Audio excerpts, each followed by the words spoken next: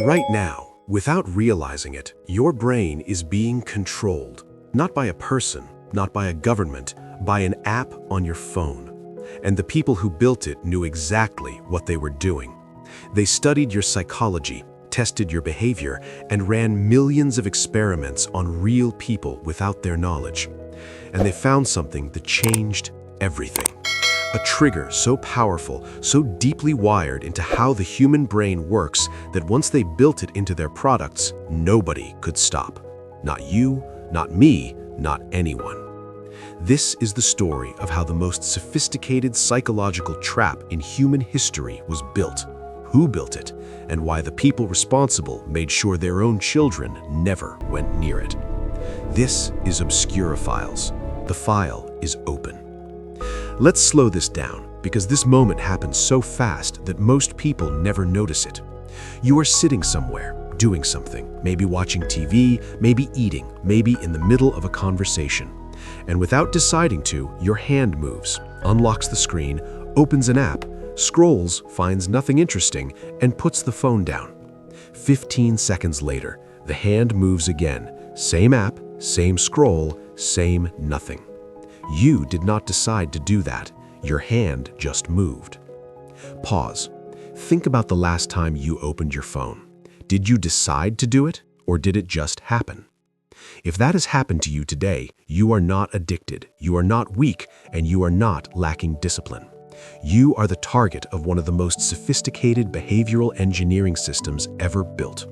And understanding exactly how it works is the first step to understanding what has been done to you. Most people have heard of dopamine, and most people think they understand it, but they do not. The most common explanation goes like this. Dopamine is the pleasure chemical. You do something good, dopamine releases, you feel good. That explanation is wrong, and the people who built your phone knew that long before most scientists were willing to admit it.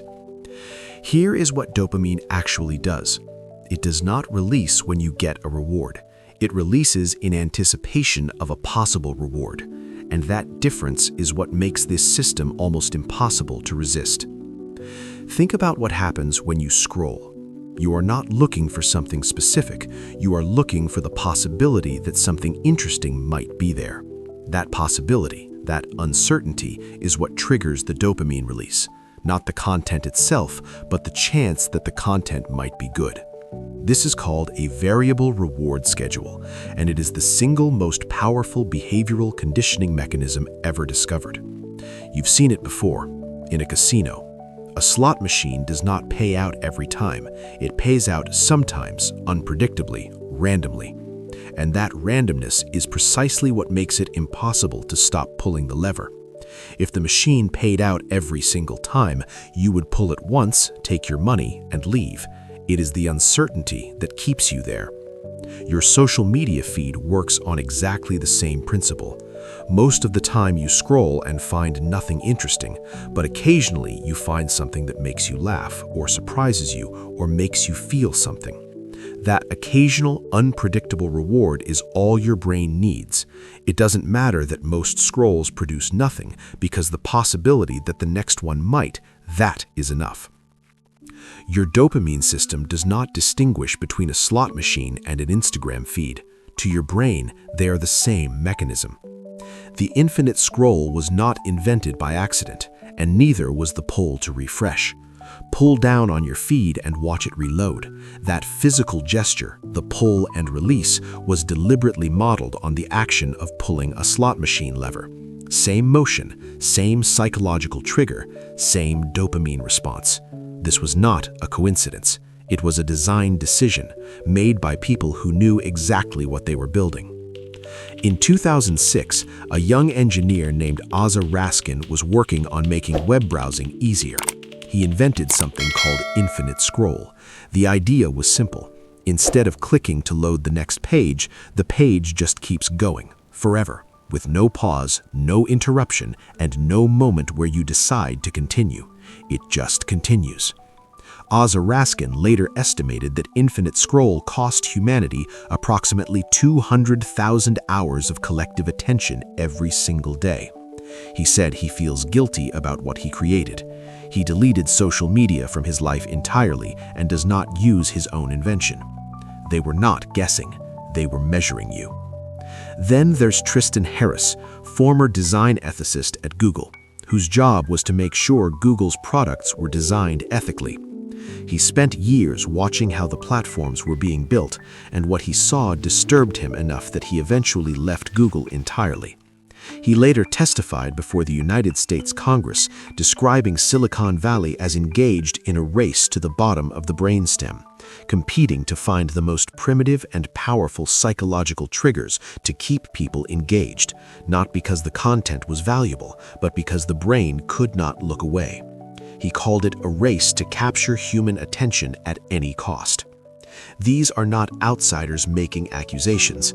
These are the people who were inside the room when the decisions were made, who understood exactly what was being built, and who later chose to speak publicly about what they saw. The trap was not an accident. It was engineered deliberately by very smart people with very large budgets and very clear intentions. So, what does this actually do to your brain over time? The research is significant and recent. Studies published in the last 5 years show that constant partial attention, the state of being almost focused but never fully focused, reduces the brain's ability to enter deep concentration states, not temporarily, but structurally. The neural pathways associated with sustained attention become less active the less they're used, like a muscle that weakens without exercise. Except this is not a muscle.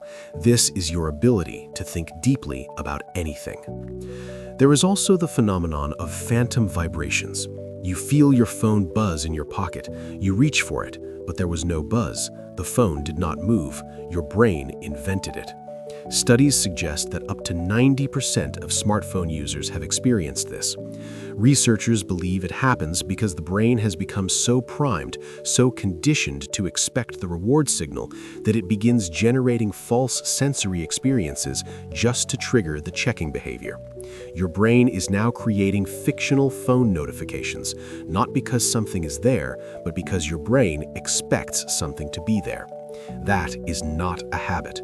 That is conditioning, and there is a meaningful difference. Here is the part of this story that most people never hear. The people who built these systems, the engineers, the executives, the designers who spent their careers perfecting the variable reward schedule, the infinite scroll, the pull to refresh, many of them do not let their own children use the products they built.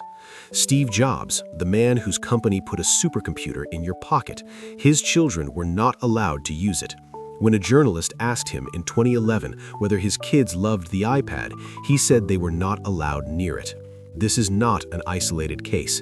A 2018 investigation found that many of Silicon Valley's most prominent technology executives send their children to schools with a strict no screens policy. No tablets, no computers, no phones. The people who built the trap opted their own families out of it. They knew what it did, they built it anyway, and they made sure their children were never exposed to it. You were not given that choice. Understanding this trap does not automatically free you from it. The system is too well designed for awareness alone to undo it. But here's what it does do. It changes the relationship.